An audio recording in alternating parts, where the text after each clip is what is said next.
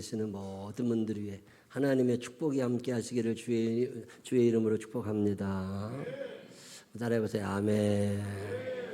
1800년대 이후 그경에 한국에 복음이 전파되지요. 세계적으로 한국 교회를 뚫어지게 쳐다봤습니다. 이렇게 교회가 성장할 수는 없다. 어마어마하게 커졌지요. 미국에서, 영국에서, 그리고 유럽에서, 일본과 중국을 통해서 한국에 복음이 들어옵니다. 선교사들이 들어와서 YMCA, YWCA, 고아원, 양로원 어마어마하게 세웁니다. 학교 세우고 병원 세우고 그러면서 교회가 흐름을 타고 꾸준히 성장합니다. 일제시대, 6.25 전쟁, 군사 독재 시절을 다 지내면서도 교회는 꾸준히 성장했습니다. 이것에 대해서 세계 역사학자들이 연구를 시작합니다. 한국교회 성장에는 어떤 이유가 있을까? 그중에 세 가지 이유를 크게 뽑는데 그중에 첫 번째가 성령운동입니다. 하나님 말씀하셨습니까? 아멘. 그리고 늘 기도하고 하나님 중심으로 예배드리고 내가 인생의 주인이 아니라 나는 주인임을 포기하고 하나님을 내 인생의 주인으로 모시면서 하나님 나는 죄인입니다. 나는 연약합니다. 당신이 나를 붙잡아 주셔야 됩니다. 성령 운동이라고 표현하지요. 예배 중심의 교회가 세워지고 하나님 말씀이 살아나고 사람들의 삶에 변화가 일어나기 시작했던 때. 첫 번째 성령 운동을 이야기한다면 두 번째는 기도 운동입니다. 한국 교회는 세계적으로 유래를 찾기 힘들 만큼 새벽 기도가 뜨거워졌습니다. 철회가 있었고 교회를 왔다 갔다 하면서 늘 교회 와서 기도하시던 분들이 끊임없이 있었고 24시간 밤이 새도록 기도하시는 분들이 계셨습니다. 저희 어머니도 옛날에 제 기억에 제가 중학교 고등학교 때 기억에 밤에 교회 가셔서 주무시면서 기도하시는 날들이 꽤 많았던 기억이 있습니다. 전국적으로 부흥의 열풍이 불었고 교회마다 뜨겁게 부르짖으며 기도했고 방언을 받으며 기도하고 통변을 하고 믿음의 은사를 사랑의 은사를 키워나갔던 시절입니다. 세 번째로 성령운동, 기도운동에 이어서 또 하나 강조하고 있는 게 여성 중심의 교회입니다. 남성이 모든 헤게모니를 쥐고 있던 시절에 교회에는 여자들의 파워가 모아지기 시작합니다. 여성 장로님들이 생기기를 시작했어요. 모든 의사결정권이 남성 중심이던 세계의 흐름에 역행해서 한국 교회는 여자들의 끊임없는 헌신이 있었습니다. 기도했고 몸 바쳐 열심히 봉사하고 헌신하며 땀을 흘렸던 여성분들이 한국 교회의 부흥 핵심이었다고 표현들을 합니다. 자, 그랬던 교회가 몰락하고 있습니다. 요즘에 양극화가 너무 심해지면서 매스컴을 장악한 교회들 중심으로 교회가 재편이 됩니다. 중소도시나 시골교회를 가보게 되면 예배당 한 800명, 1000명 모일 정도의 큰 예배당에 200명, 150명 모이는 교회들을 흔히 볼 수 있습니다. 중소도시 인구가 점점 서울로 빠져나가고 도시 인구가 점점 줄어들면서 2층, 중2층에 불을 못 켜는 예배당들이 늘어나고 있습니다. 서울교회는 인터넷을 장악하고 방송을 장악한 교회들 중심으로 교인들이 흡수되기를 시작하면서 작은 교회들이 어마어마하게 문 닫고 있습니다. 더 이상 작은 교회에서 큰 교회로 몰려올 사람이 없어질 때쯤 한 10여 년 후가 되면 큰 교회가 몰락하기 시작할 거다. 앞으로 한국 교회는 그렇게 낙관적이지 않습니다. 자, 그러면 왜 이런 일이 일어나고 있을까? 또다시 세 가지 분석을 합니다. 첫 번째는 그 열정이던 성령 운동이 사라진 거예요. 과거에는 하나님 중심이었습니다. 주님 말씀하셨습니까? 아멘. 성령님 당신을 의지합니다. 그런데 지금은 그렇지 않아요. 내 마음에 들지 않으면 선생님을 갈아치우는 시대입니다. 우리가 초등학교, 중학교 다닐 때는 다른 선택이 없었어요. 그 학교에서 졸업해야 했습니다. 그래서 선생님이 두들겨 패든 욕을 하든 그 학교에 가서 거기서 졸업하고 살았어요. 근데 지금은 내 마음에 선생님이 내 마음에 안 들어. 선생님이 나하고 생각이 달라. 그러면 선생을 갈아치워. 자기중심성이 점점 커지는 시대가 되면서 이제는 하나님도 갈아치우는 시대가 된 거예요. 성경에 나오는 가장 핵심적인 이야기들, 천국이라거나 지옥이라거나 구원이라거나 평강이라거나 기쁨이라거나 상급이라거나 이런 단어들이 교회에서 외쳐지지를 않습니다. 지금 미국에 있는 교회들 가운데는 천국과 지옥을 믿지 않는 교회들이 많이 늘어나고 있습니다. 오염된 목회자들이 점점 늘어나고 이제 성령 중심, 하나님 중심이 아니라 자기 중심이 되면서 내 뜻과 다르면 성경을 왜곡해서 해석하기를 시작합니다. 이단이라는 게 뭐예요? 달을 이자에 끝단자를 써요. 처음에 출발은 같았던 거예요. 중간까지도 같았던 거예요. 끝에서 달라지는 게 이단이에요. 교회는 다 나오고 예수 그리스도의 복음을 전하는 것 같지만 끝에서 달라집니다. 천국과 지옥을 이야기하지 않아요. 다 천국 간다고 그래요. 예수 안 믿어도 천국 간다고 가르치죠. 그게 이단인 거죠. 11조를 안 해도 된다. 주일날 예배 안 드려도 된다. 그냥 방송으로만 예배 드려도 천국 간다. 헌신봉사 안 해도 괜찮다. 편리주의입니다. 성령님 중심의 교회가 인간 중심의 교회로 되어가면서 그 친구가 편리주의로 나타나지요. 편하게 예수 믿고 싶은 거죠. 오염된 기독교, 하나님이 인도하시고 축복하실까? 목사님들의 왜곡된 가르침도 굉장히 크게 영향을 미치고 있습니다. 두 번째로 이야기하고 있는 게 기도운동의 쇠퇴예요. 과거에는 열심히 기도했습니다. 근데 이제는 기도가 싫어. 기도하는 것 자체가 부담스러워요. 여러분, 기도는 예방 효과가 있는 거 아세요? 꾸준히 기도하던 사람들은 어떤 환란이 임할 때 쉽게 넘어갑니다. 평소에 건강관리를 잘했던 사람들은 중병에 걸리질 않아요. 똑같은 거예요. 평소에 기도하던 사람들은 삶의 위기가 있잖아요. 삶의 환란과 어려움이 있습니다. 이럴 때 쉽게 넘어갑니다. 평소에 기도했던 사람들 예방 효과가 있죠. 또한 기도는 살려내는 힘이 있습니다.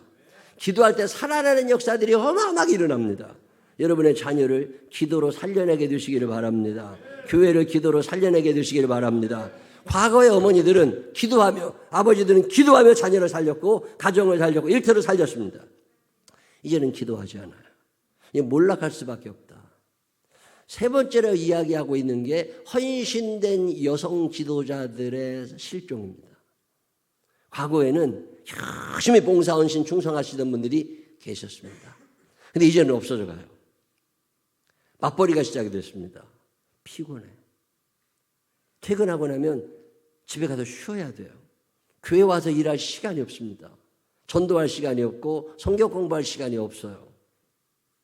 참 묘한 일은 직장 생활하면서 맞벌이가 되면서 가정의 소득은 늘어났는데 빚은 더 많이 늘어납니다. 가계대출이 역대 최고라는 거 아세요?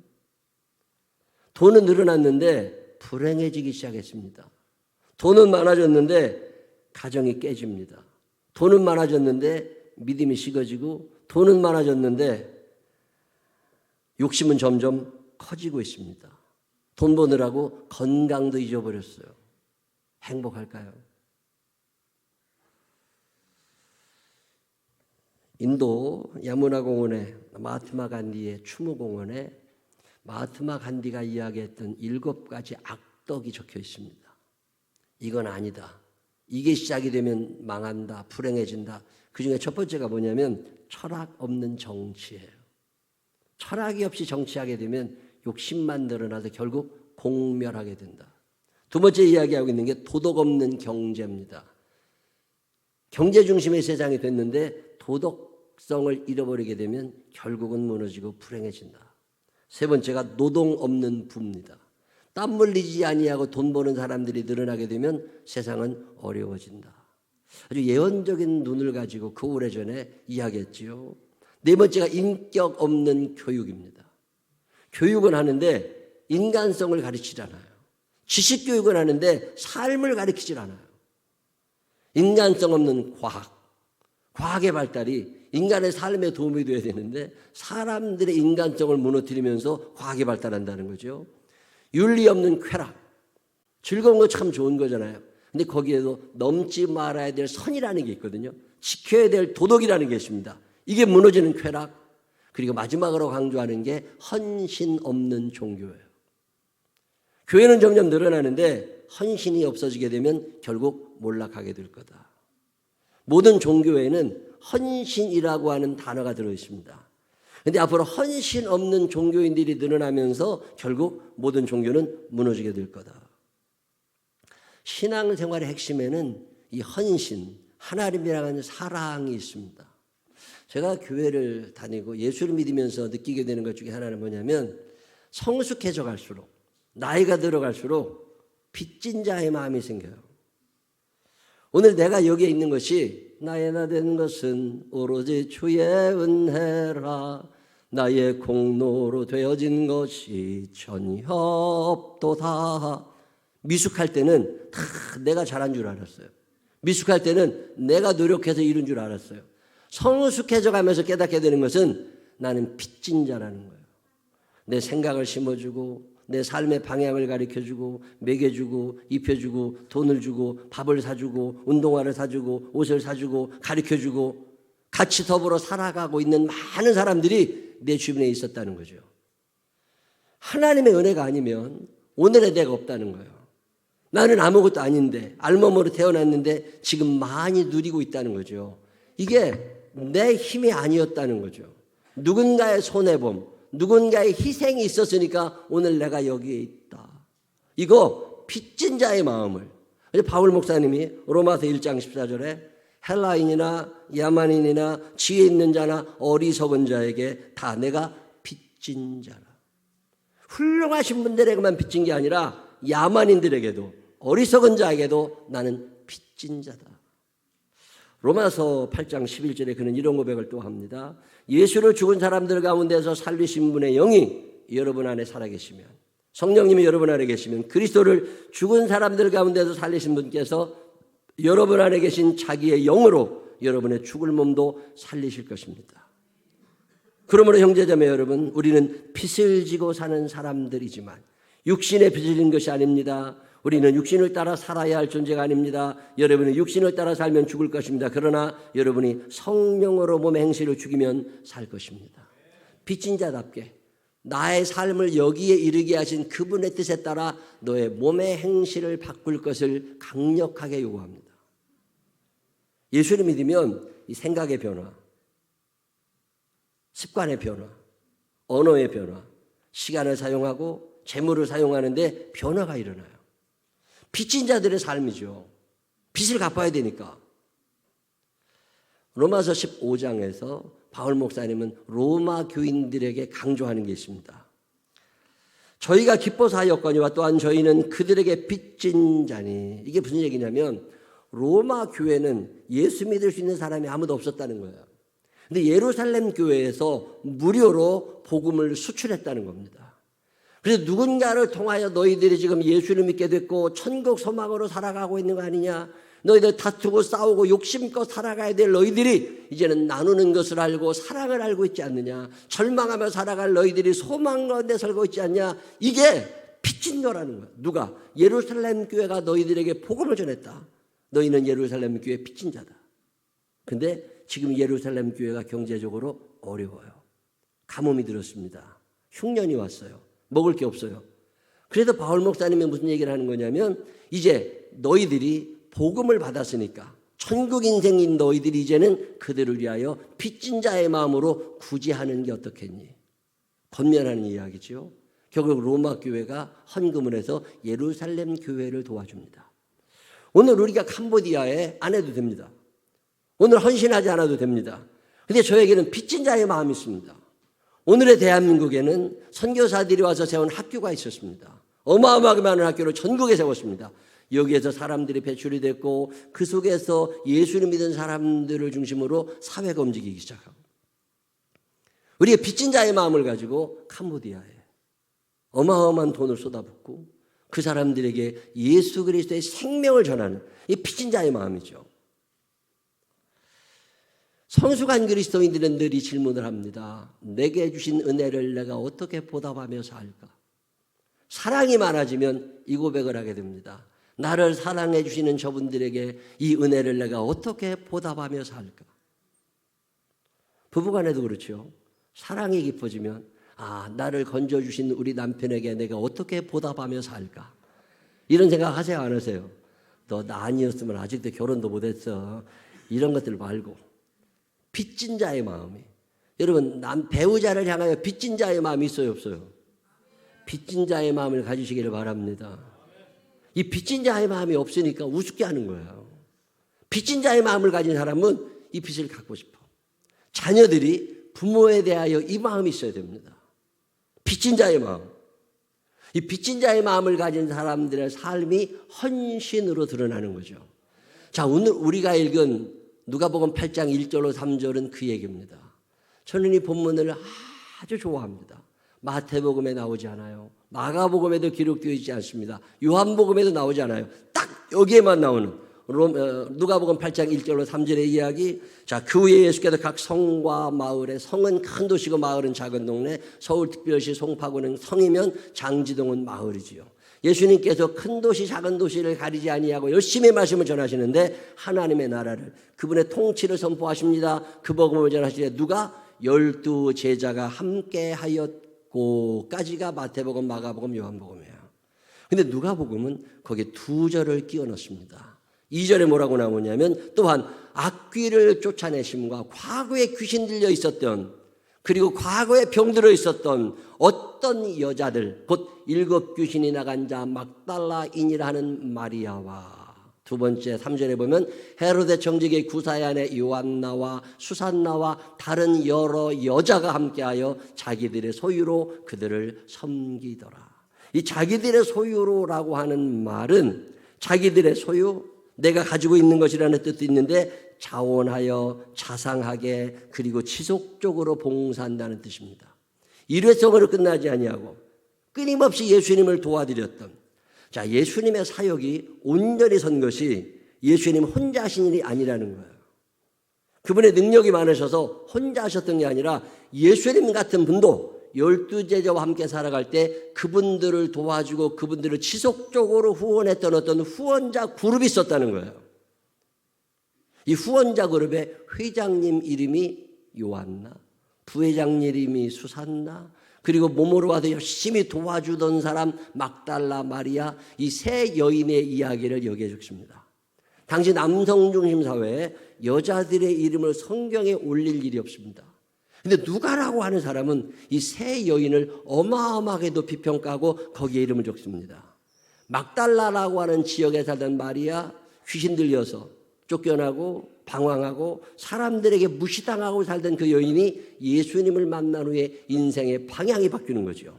이 여자가 내게 주신 은혜를 내가 어떻게 보답하며 살까? 그리고 나서 예수님을 12 제자와 같이 따라다닙니다. 12 제자를 따라다니면서 그들의 뒷바라지를 해주었던 여인들의 이름이 여기에 나오는 거예요.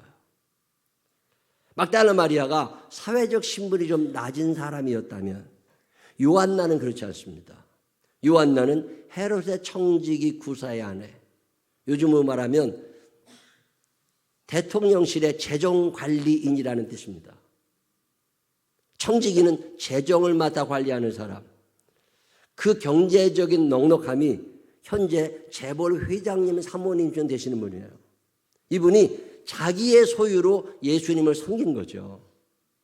여러분, 예수님 생활비가 얼마나 들까를 생각해 본 적이 있으세요? 생활고에 시달리던 때 문득 예수님은 한 달에 생활비가 얼마나 썼을까 계산을 해봤습니다. 제가. 자, 남자 13명이에요. 12명의 제자와 예수님 13명이 집이 있어서 식사를 해드린 기억이 없습니다. 그런 기록이 없고 다 매식해야 될 때예요. 자, 아침 13명의 남자들이 어디 가서 먹어야 돼요? 성경을 좀 재밌게 읽어봐요. 김밥 천국에 가. 김밥 한 줄에 얼마? 4,000원. 참치김밥 5,000원. 꼭 4,000원짜리 먹는 게 아니라 불고기 김밥, 참치김밥 찾는 놈들이 있어요, 없어요? 있어. 눈치 없이 비싼 거 먹는 놈들이 있다고. 자, 4,000원짜리 먹으면 13명이 몇 줄? 13줄 갖고 안 됩니다. 애들 데리고 가보셨어요? 꼭 2개 먹는 놈들이 있어. 그러면 15줄. 15줄 먹어. 그럼 얼마예요? 6만 원. 김밥만 먹나? 뻑뻑하다고 꼭 라면 시키는 놈 있어요, 없어요? 라면 한 4개 먹어.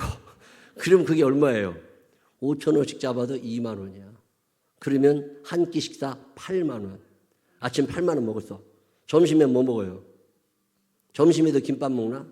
점심에 어디 가서 설렁탕 한 그릇 먹으려고 그러면 얼마예요? 10,000원. 비싼 데 가면 18,000원씩도 하더라. 10,000원만 잡아도 13명이면 13만 원인데 꼭 곱빼기 시키는 놈 있다 없다? 있어. 그러면 15만 원 나와요. 그럼 아침 점심 먹었는데 얼마야? 얼마? 21만 원, 22만 원, 23만 원 나오죠. 저녁에 뭐 먹어요? 김치찌개, 동태찌개라도 먹으려고 그러면 그것도 15만 원 나온다니까. 그러면 하루 식사비 얼마? 40만 원. 30일이면 1200만 원. 밥만 먹나? 저녁에 닭고기 3마리 시켜도 돼요, 안 돼요? 13명이 먹으려면 요새 5마리는 시켜야 돼. 주말에 회식 한번 해봐. 삼겹살집 한번 가봐. 1인당 5만 원 훌쩍 나옵니다. 아무리 적게 들어도 식비만 1,500만 원이 한 달에. 1년에 얼마? 1억 8천만 원입니다. 3년이면 5억 4천만 원이야. 자, 이런 계산을 딱 하고 나면 예수님 식비만 3년에 5억 원이 넘어. 밥만 먹고 사나? 신발도 사줘야지. 옷도 사줘야지. 그렇게 되다 보면 생활비가 1년에 2억 갖고 어림도 없다. 숙박비는 또 어떻게 감당할 거예요? 13명이 호텔에 들어가면 얼마예요? 이거요, 어마어마합니다. 자, 이 많은 경비가 어디서 나왔느냐는 거예요. 계산해 보셨어요? 저는 돈이 얼마인지는 관심이 없는데 이걸 누가 다 주셨을까는 관심이 있어. 자, 누가라고 하는 사람이 누가복음을 쓰면서 그 여인들의 이름을 여기에 적습니다. 예수님의 사역이 100% 온전해질 수 있도록 이름 없이 빛도 없이 이름 없이 빛도 없이 감사하며 섬기던 사람들의 명단. 천국에서 해같이 빛날 당신의 그 섬김이 천국에서 해같이 빛나리. 아무도 몰라줘도 괜찮아. 주님이 기억하시면 촉하리. 예수님 사랑으로 가득한 모습, 천사도 많은 아름다운 그 모습, 천국에서 해같이 빛나리. 그 천국에서 해같이 빛날 이름 3사람, 막달라 마리아, 요한나, 수산나 이름을 성경에 적습니다. 저는 이 본문을 읽어가면서 참 마음에 감동이 돼요. 그 당시에 여자들의 이름을 마태도 마가도 요한도 기록하지 않았습니다. 근데 누가는 이 여인들의 이름을 기억해주고 싶은 거예요. 자원하여 예수 그리스도의 사역을 온전케 하기 위하여 이름 없이 빛도 없이 섬기던 사람들.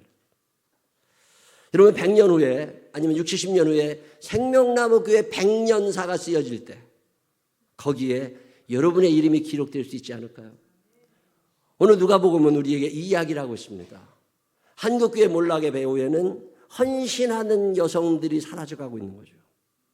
그때 제2, 제3의 수산나와 요한나와 마리아가 있어야 한다면 하나님 그 사람이 내가 되기를 원합니다. 제가 여기 있사오니 저를 사용하여 주옵소서. 저는 누가복음 8장 1절로 3절을 참 마음에 깊이 받아들였습니다. 빚진 자의 마음을 가지고 자원하는 심령으로 이름 없이 빛도 없이 아무도 알아주지 않아도 이 세상 가장 아름다운 헌신은 아무도 알아주지 않는 헌신입니다. 하나님 앞에 나와 묵묵히 자기에게 주신 은혜를 빚진 자의 마음으로 감당하던 세 여인의 이야기. 세월이 흐른 후에 요한나의 후회가, 수산나의 후회가, 막달라 마리아의 후회가 여기에서 나오게 되시기를 주님의 이름으로 축원합니다. 기도하겠습니다. 하나님 아버지, 박수 받은 적 없습니다. 구박은 받았겠지요. 몸은 분주했을 겁니다. 허리도 아프고 무릎도 아프고 돈도 많이 손해났을 겁니다. 그래도 빚진 자의 마음을 가지고 주님 앞에 헌신했고 그 여인들의 헌신을 통하여 예수님의 사역이 완성되었고 주님은 십자가에서 다 이루었다고 말씀하실 수 있었습니다. 하나님, 저절로 된 게 어디 있겠습니까? 자동으로 된 게 어디 있겠습니까? 다 누군가 헌신하고 희생했을 건데 생명나무 교회 여기까지 오는 동안 이름 없이 빛도 없이 수고하고 헌신한 이들의 삶을 기억하시고 생명책에 이름 기록하시며 저들의 삶을 축복하여 주옵소서. 앞으로 제2, 제3의 요한나와 수산나와 막달라 마리아가 이곳에서 나올 텐데 그들의 삶을 기억하여 주옵시고 생명책에 이름 기록하시며 하나님 박수 쳐주시고 저들의 삶을 위로하고 축복하여 주옵소서. 우리 사는 날 동안 먹튀 인생 살지 않게 하여 주옵시고 보답하는 인생, 헌신하는 삶을 살며 주신 축복을 나누며 베풀며 드리며 살아갈 수 있는 믿음의 사람들 되게 하여 주옵소서. 축복하실 주님을 찬양합니다. 예수님 거룩하신 이름으로 기도드렸습니다. 아멘.